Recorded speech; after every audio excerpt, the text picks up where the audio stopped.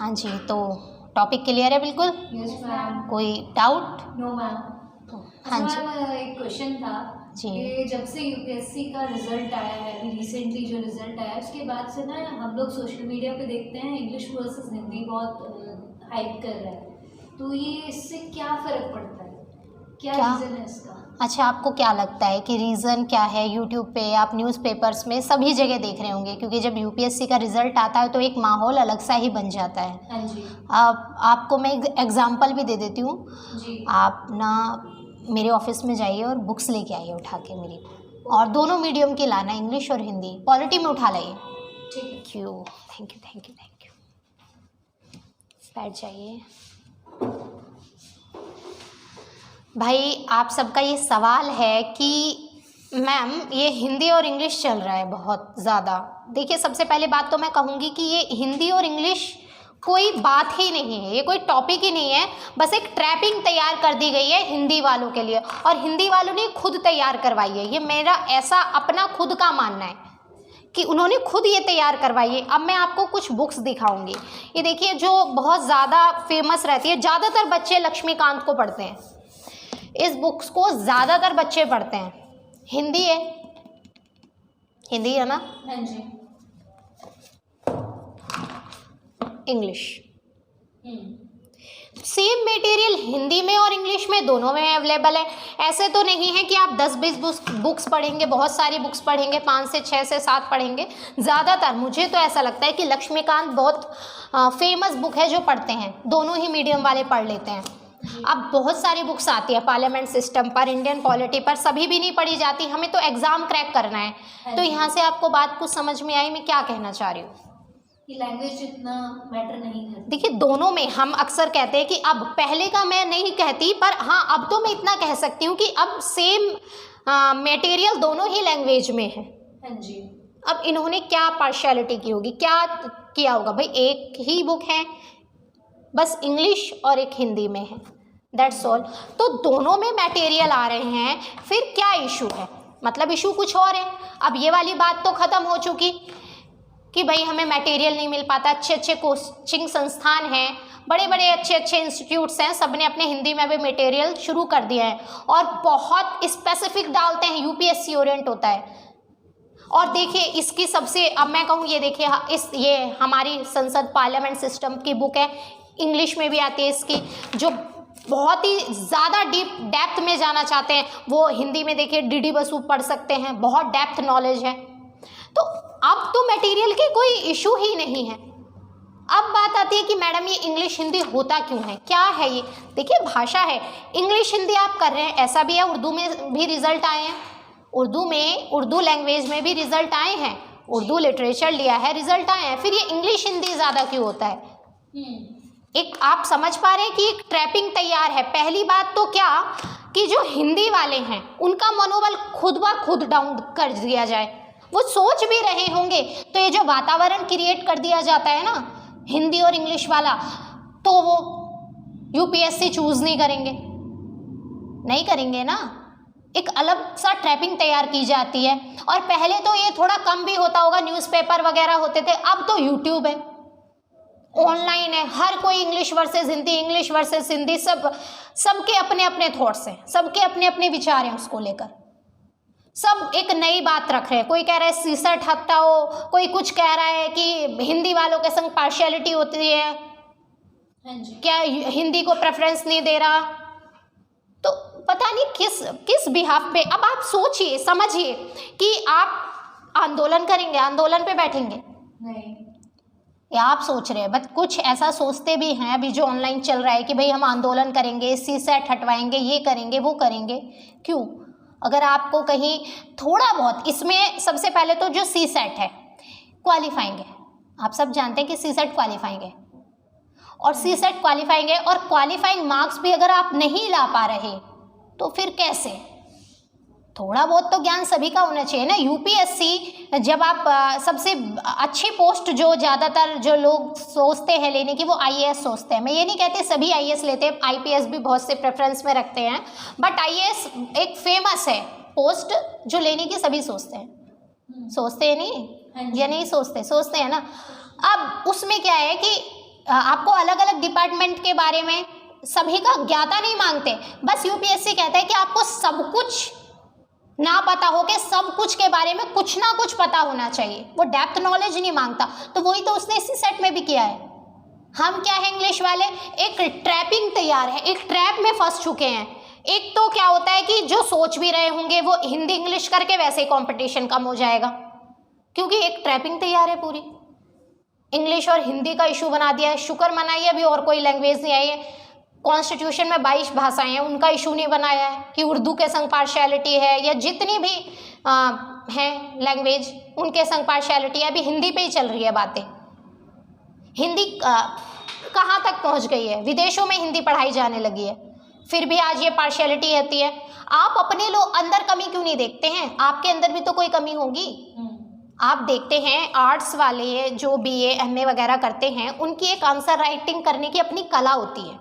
वो बहुत किसी भी बात को लंबा लिखते हैं, मतलब इतना डेप्थ में चले जाएंगे, ज़्यादा इमोशनल होते हैं। मैं कहूँ इमोशनल होना अच्छी बात है, बट यहाँ पे कहीं कहीं इमोशनल जो हमारा बैलेंस है ना वो अच्छा होना चाहिए। अब मैं माइनस पॉइंट पे बात करती हूँ जो हमें सुधार करने हैं।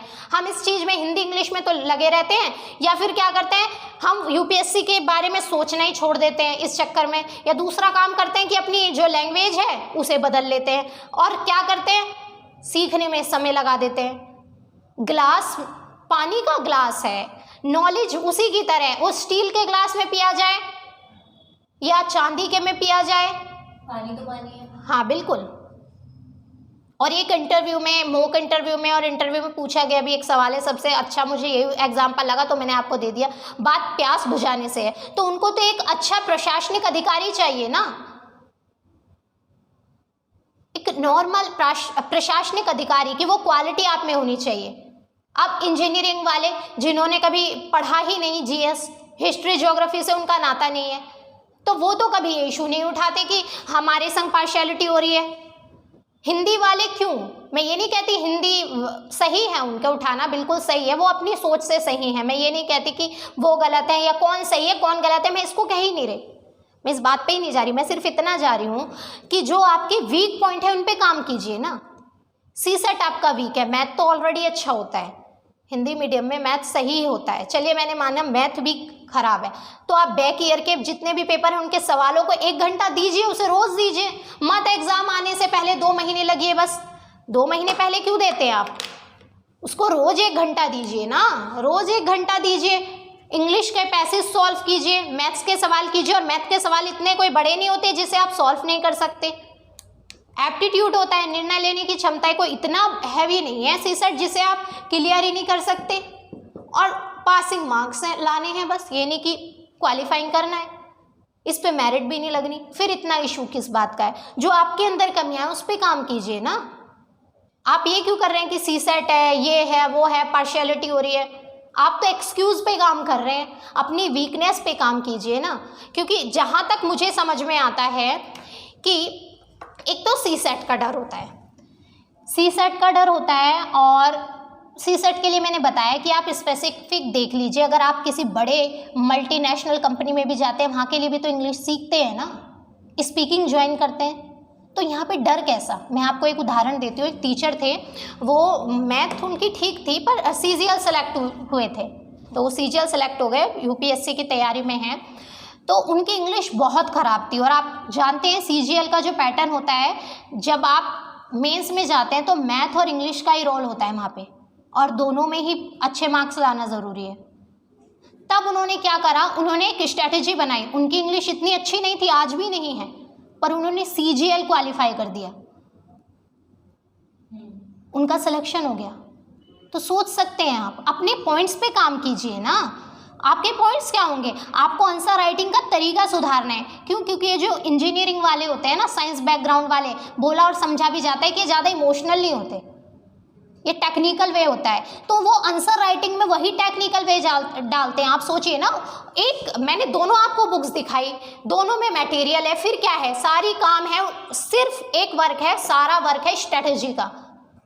उन्होंने अपने आंसर राइटिंग में वो पॉइंट्स उस तरीके से लिखी जैसे आप मानते हैं बीए एमए में जो आंसर राइटिंग की जाती है, एक लंबा चौड़ा फर्रा लिखा जाता है, और वो लोग बुलेट पॉइंट्स पे काम करते हैं। हम बहुत डेप्थ में चले जाते हैं, इमोशनल हो जाते हैं किसी भी आंसर के साथ, हिंदी वाले, जो मुझे समझ में आता है।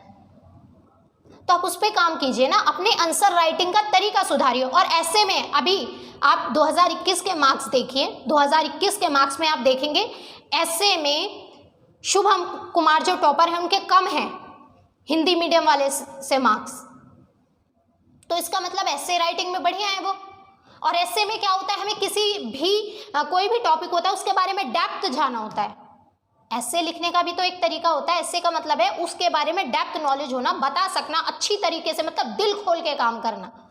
तो हमें शुरू से ही वो आदत होती है हिंदी वालों को, दिल खोल के काम करते हैं। BM में भी पेपर लिखेंगे तो दिल खोल के, कहते नहीं है, मैंने तो सुना भी है बच्चों के मुंह से, भाई मैं ज़्यादा क्या कहूँ, और अनुभव भी किया है यहाँ के बच्चों से सुन के कि जितना ज़्यादा कॉपी भरी जाएगी उतने ज़्यादा मार्क्स हैं। कंटेंट क्या है ये नहीं पता होता। देखते हैं ना आप कि कॉपी चेक होती है तब भी निकल के आता है बच्चों ने ये लिखा वो लिखा, और देखते हैं ना, तो उन्हें पहले से डेप्थ जाने की आदत होती है, कंटेंट से मैटर नहीं होता। और जो इंजीनियरिंग वाले होते हैं, साइंस बैकग्राउंड के होते हैं, वो टेक्निकल काम करते हैं, वो बुलेट पॉइंट में आपने जितना पूछा उतना ही देंगे, ना कम देंगे ना ज़्यादा देंगे। उनका लिखने का एक टेक्निकल वे होता है, आप उस पर काम कीजिए। अपने ज़्यादा इमोशनल होइए ही मत, आप टेक्निकल होइए। टेक्निकल होंगे तब समझ में आएगा ना आपको कि क्या है।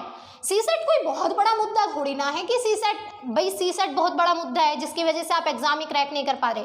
क्यों आपके ऐसे में मार्क्स ज़्यादा आ रहे हैं? अभी आप मेरिट उठा के देख लीजिए, अभी जारी कर दिया ना लिस्ट। हिंदी मीडियम के ऐसे में अच्छे हैं क्योंकि वहाँ पे इमोशनलिटी से भी काम हो सकता है, डेप्थ भी जा सकते हैं। जितनी ज़्यादा अच्छी नॉलेज, जितनी ज़्यादा आपने उसके बारे में डाला होगा। पर यहाँ पे इतने सारे तो क्वेश्चन में, यहाँ तो सब टेक्निकल होता है, आंसर राइटिंग टेक्निकल होती है पूरी। दो ही ऑप्शन है, या तो आप आंदोलन कीजिए या फिर एक्सक्यूज देना बंद करके सीधी बात है, एक सीट लेनी है, एक सीट नहीं ले सकते आप। हिंदी इंग्लिश कर रहे हैं। अब द हिंदू कहते हैं कि द हिंदू पेपर है, द हिंदू पढ़ना चाहिए, इंग्लिश नहीं आती। अब तो आप कितने सारे यूट्यूब चैनल देख सकते हैं जो उसको हिंदी में उसकी नॉलेज आपको प्रोवाइड कराते हैं। इतनी अच्छी अच्छी मैगजीन्स आ गए हैं, मुझे नहीं लगता हिंदी इंग्लिश में कहीं भी पार्शियलिटी हो रही है, और कहीं भी आप ये कह सकते हैं कि हमें मटेरियल प्रोवाइड नहीं हो रहा। बहुत अच्छा मटेरियल अभी हिंदी में। तो आप इस बात पे तो प्लीज़ आप ये कहिए ही मत।